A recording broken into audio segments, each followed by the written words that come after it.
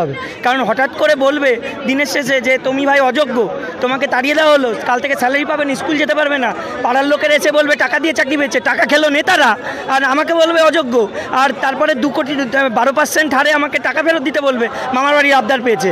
এত সহজে মেনে নেব না, কিছুই মেনে নেব না। সোজা কথা, কাউকে ছেড়ে কথা বলবো না। নিজে মরবো কেন, এখানে যারা বসে আছে আগে যদি মরতেই হয় তাহলে কাউকে মেরে তারপর মরবে, নিজে মরতে যাবে না। তালিকা দেওয়ার কি পদ্ধতি ওনারা দেখে নিন, আমার ভাই জেনে লাভ নেই। আমার কথা, আমার চাকরি গেছে তোমার দোষে, তুমি ঠিক করো আমার চাকরি কীভাবে ফেরে দেবে। আমার সম্মান, আমার চাকরি তোমাকে ফেরাতে হবে।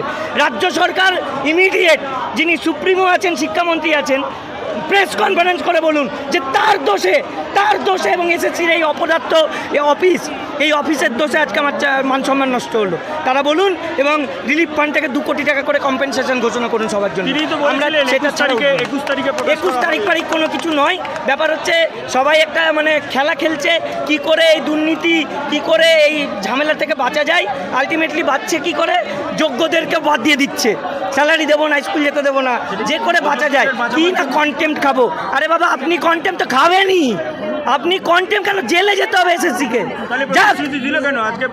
ওনার প্রতিশ্রুতি ওই কোনো রকমে বেঁচে যেতে চাইছিলেন, বুঝতে পেরে ধরেছিলাম, তাই আগে থেকে গেছিলাম। আজকে তো ক্লিয়ার হলো না, আরো 2 দিন সময় চাই। যতদিন সময় লাগে আমরা আছি, না কেউ বাইরে যাবে, উনি ভেতরে বসে বসেই কাজ করুন, কর্মচারীদের নিয়ে আমরা আছি। 2 দিন কি সময়ের কথা বলেছে আরো? উনি বলেছেন 1-2 দিন সময় লাগতে পারে, কথা বলবেন।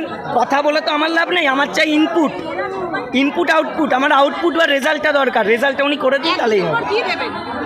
দেখি না উনি লিস্ট দিবেন, কি দেবেন, কাদের বাঁচাবেন, কাদের রাখবেন, উনি করে নিন। আলটিমেটলি দিনের শেষে আমার চাকরি, আমার সম্মান নিয়ে কেউ ছেলেখেলা করতে পারে না, কারো সেই অধিকার নেই। সেটা যেই হোক, আমার চাকরি, আমার সম্মান আমাকে ফিরিয়ে দিতে হবে যে কোনো।